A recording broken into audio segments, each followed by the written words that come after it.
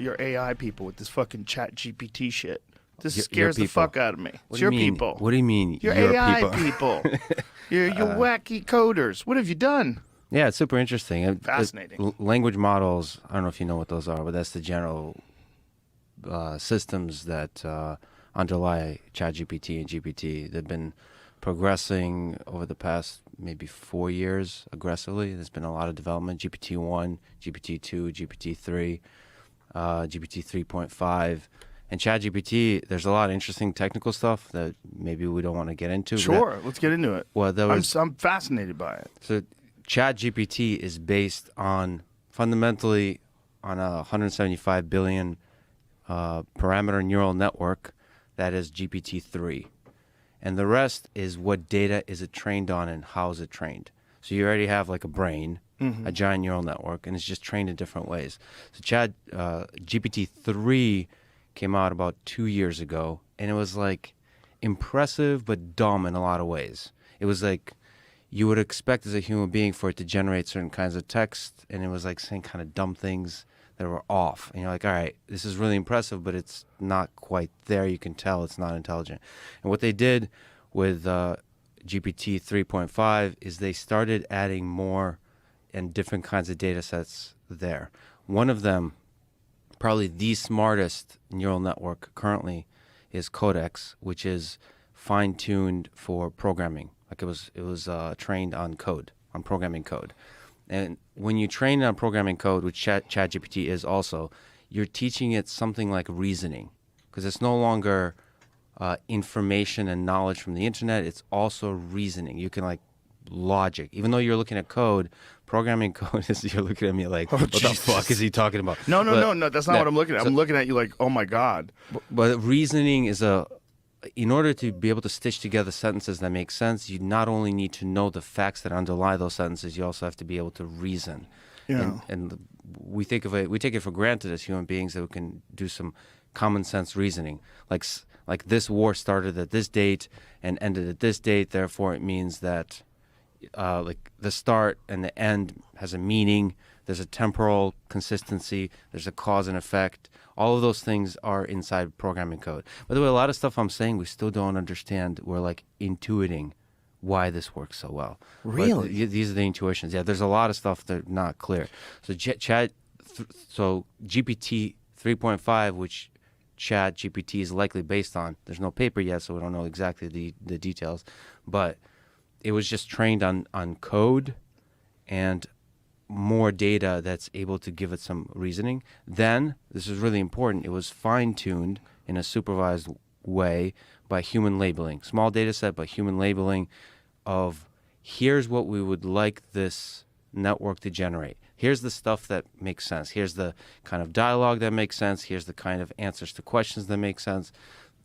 It's basically pointing this giant Titanic of a neural network into the right direction that aligns with the way human beings think and talk.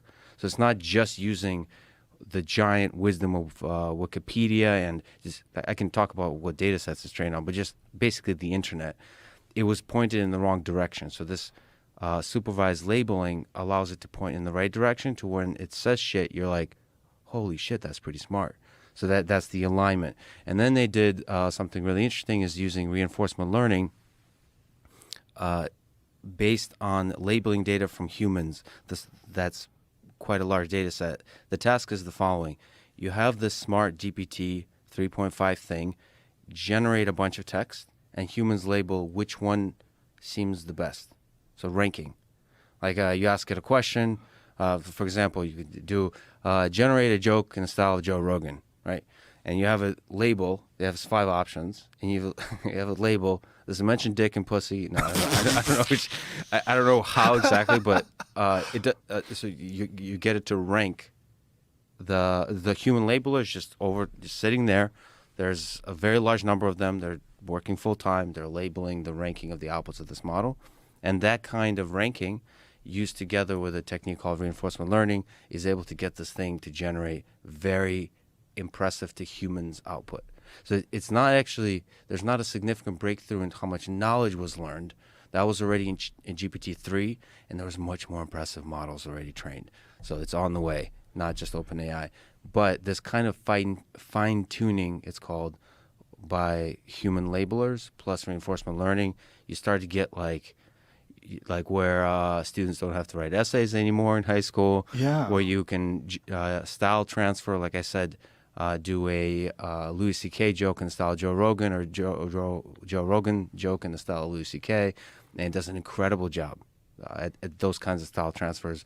It can more accurately query things about the different historical events, all that kind of stuff. Holy shit, man. The idea that you don't exactly know why it works the way it works, that's too close to human.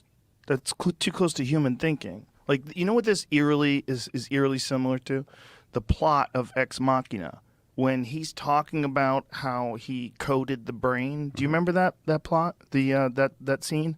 That scene when he was... Yeah, no. The gentleman, what's the gentleman's name? The actor? That dude's badass. Really good actor. Oscar Isaac? Yeah. Isaac, yeah.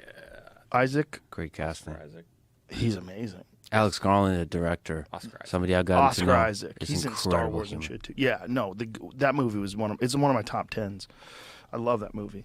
But that scene where he's below John Wick 1, 2, and 3. Well, 3 was... I'm not a fan of 3. 3 didn't have any muscle cars. Still worse than Scent of a Woman. Go on. Call back. It's worse than Scent of a Woman. Which one? John Wick 3 or 1? All Don't of say them. How dare you? All of them. You ever, It's silly man movies. Yeah, you ever watch them when you're on a treadmill, though? No, I Gives you don't. motivation. Yeah. It's constant action. You ever watch them 100 times on a treadmill, which apparently you have. Well, I was Some trying variety to win a bet. All right. You know. Rocky is better, I think, for that. Really? I'm a sucker for Rocky. The whole soundtrack. I can't get over the bad fight scenes. All the bad fight scenes. I Yeah. can't. My disconnect, it won't allow that. Have you seen the montages recently? No. They're cheesy as hell and they still work. Because he's doing Like, the the kind of movie was fitness he's doing. amazing. He's doing like pull-ups and like he's doing the silliest of stuff. Even Drago, it's silly. Anyway, It's so, there's so much corny to the actual physical confrontations. sure. Like, as an analyst, you know, I'm like, come on, doesn't work like this. Which is the interesting things about Ex-MACHINA for me as somebody who knows about AI and robotics. It doesn't, the corny signal doesn't. What is this? So this is the one when he's in Russia doing the Yes. old school training. Running in the snow, jogging in the snow, and that's supposed to be bad.